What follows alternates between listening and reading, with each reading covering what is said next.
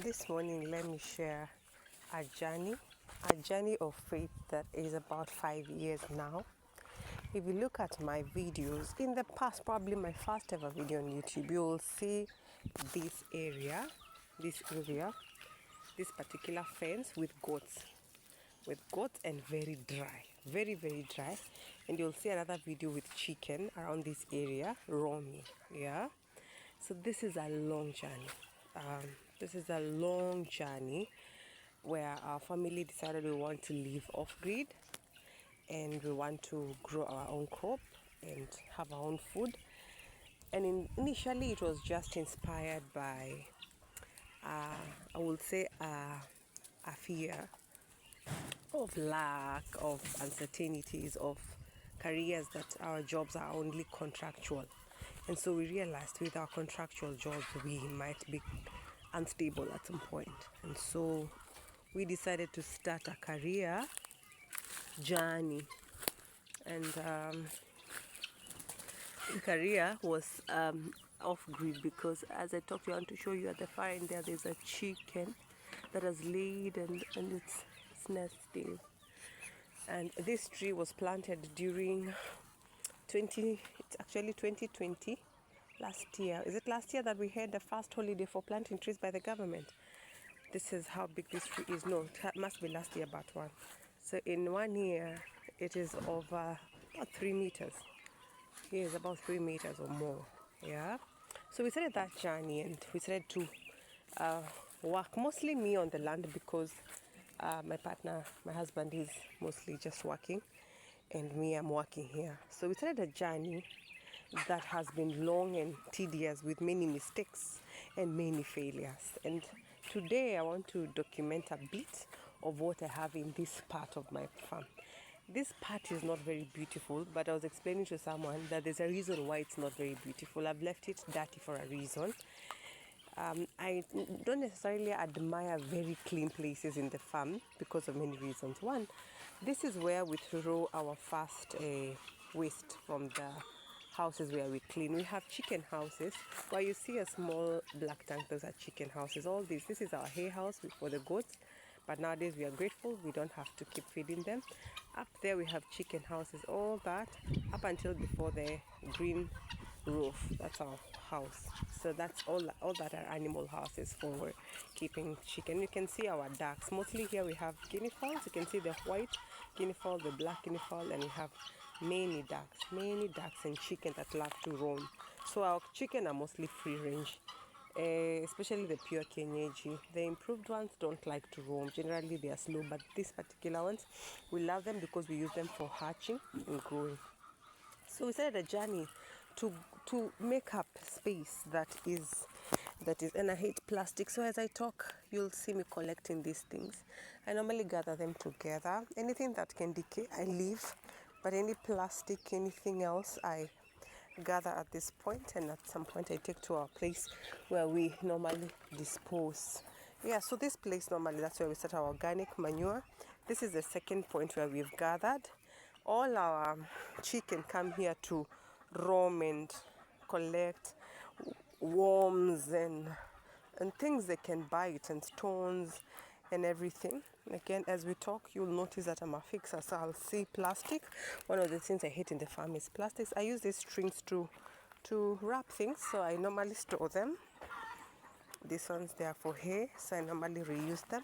And everything in this farm, we reuse, reduce, recycle. We don't throw away anything. So as we talk, you'll see me, collect things.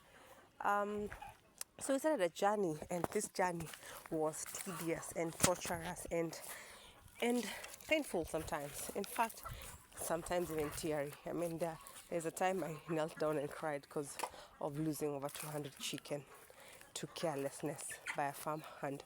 So yeah, so we have done a lot of work, a lot of work on this farm. These are just waste I'm collecting, and we have grown trees. And this farm, I will try and show you what is in my neighbors, then you'll understand where we are coming from. So we bought this land for our neighbors. So I want you to see this part of our neighbor's land to understand the original. So look beyond this fence and see how this other side looks. Yeah, it's bushy. Don't want to show you their homes. I want to show you it's bush. Do you see that bush? Is it visible? Yeah. So yeah, so it's bushy. That's how our farm looked. So the initial work was actually to hire someone to pluck off what we didn't need, so that we are left with what we need. And so we have basically grown. This tree grew by itself, by the way. We didn't plant this particular one, but that one we planted. So it started growing plants. And our initial plants were which ones? Because those trees, those big trees, are about 3 years. They're from 2021 August, so you can do the math. So they're 3 years. So it started growing. This particular pixie orange is about 2 years. This is a pixie orange. It's about 2 years. I don't like its color, so I'm also thinking whether I should do some maybe organic spray, and of course prune a bit. This is too tall. This particular one should be pruned so that the energy spreads around all the other stems, because pruning helps allow more production of green matter, and sometimes and helps just vegetative growth to be increased. So when I have one too tall one, I'll come and cut it. And so this ones are 2 years. I mean, this ones are 1 year plus. Ideally, they said in 2 years they should start fruiting. So I don't know whether this is the year, but yeah, this is very beautiful. Again, most likely because of the organic matter here, because our farm we don't use chemicals unless it's necessary. I will not lie and say that I have not used one. Sometimes there's too many weevils and all because of the heat. So sometimes I use it. So yeah, so we started a journey to plant and grow, and I can tell you it's been tedious.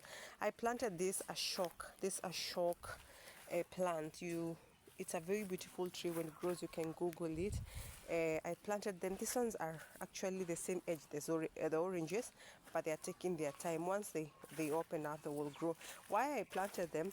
Once they grow, they will have a canopy that will cover this whole side, and I want some privacy, so they will be able to act as a shade net or something just to hide the privacy. And so we planted enough trees. Before I take you to the beautiful things, I have some 2 apple plants in this part that I don't weed because the weeds give the shade. This place can be very hot, and I noted at some point that those apple plants that I don't really sort, they do better. This weed, by the way, this particular weed, I don't know what you call it. In my mother tongue, I call it mushere, and actually here it's a vegetable. Do you imagine I transported it from Nakuru? This weed does not exist here. You will rarely see it, okay? You will rarely see it, this particular one. But one time I was coming, I think I carried a rabbit and it had some of them, and now it's become a part of it in my farm. But good riddance, it's food for my duckies. And you can see we have baby ducks here, 5 of them. And recently we also got about 16. They are growing. Maybe as I make another video I'll show you, but today I just want to show you this side. So yeah, so we started a journey. So yeah, so I was at the apple plants. So I bought Wambogo apples and I planted the first round, and many of them died because of heat again. And I don't think I didn't do proper management, but I was also learning how they acclimatize in this locality. So I planted an apple, this one. These 2 survived because of this shade. Do you see this big baobab? It provides partly some little shade to this one and this apple. Ignore the weed, I'll show you just what you need to see. This apple, okay? And they have survived. Again, you can see this apple is having some insects. So maybe at some point I will, because I don't have rabbit urine now, I will spray it. Yeah, and this place is so fertile. You can see the height of my amaranthus, mchicha or terere, what you call it, amaranthus. You can see how tall it is. By the way, I am very tall. I'm 5'9", and this plant is my shoulder height. It's my shoulder height, and that's amber. So this place is very fertile, and it has a little bit of sweet potato. So I'm not weeding it for now for a reason. I will weed later when the rains come well. But for now, these weeds, I noted they shielded some plants, and so I planted 20 apples.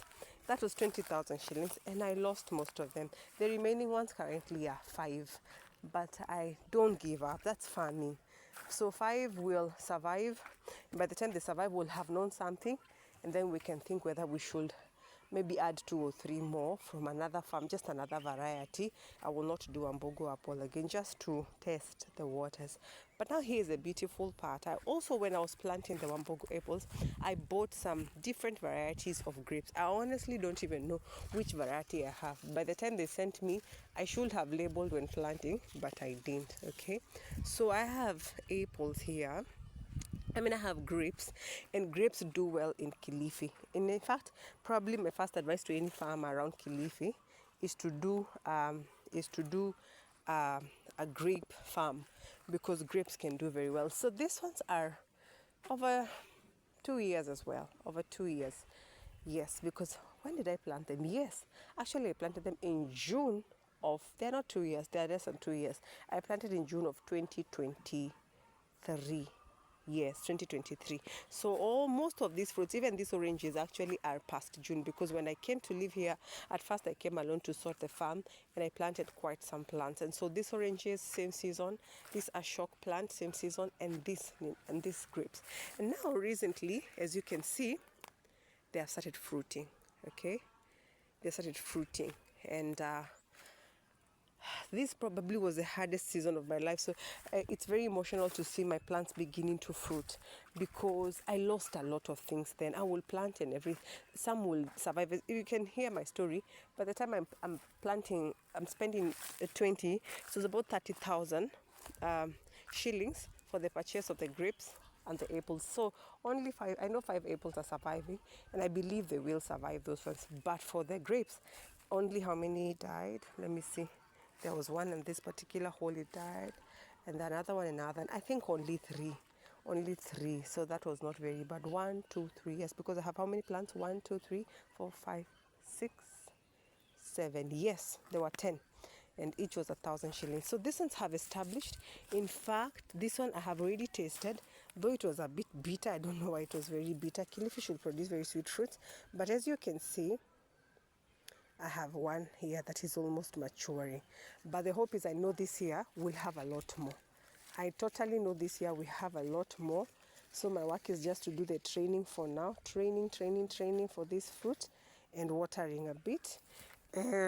If my dreams come true, this about 8 meters by 24 meters of this part should have a shade net. And that's not a cheap venture. It needs about Kenya shillings minimum 150,000. But I know I will, because once I do that, then I'll be able to produce a lot of food in those 8 by 24 meters, and not spend an acre or half an acre to grow. It's mostly high value crops, like vegetables, spinach, and I can actually do some sales. So up to this point, these are grapes, apples, pixie oranges, my organic matter. Let me show you a big mountain of gold. I call it a gold mine of these and I have some passion fruits growing here, and one apple hidden somewhere here. It's so hidden, and I don't mind hiding. It's here, I know where it is. And then we have passion fruits, because sometimes we forget about them. As you can see, it needs pruning, but here, because of the heat, everything grows so fast. I've seen one that fell and nobody saw it, and it rot. And so we have this like a wall of passion fruit. And then my mountain of organic matter. This is not so. This is organic matter. Because of it, you can see this particular apple has thrived all of a sudden, though it needs a little bit of water. It has thrived, and this one, but they need water. They need a little bit of water. Yeah, so let me pause there for now, and soon I will begin to document more. I've realized we have reached blessings. Oh, and my pineapples.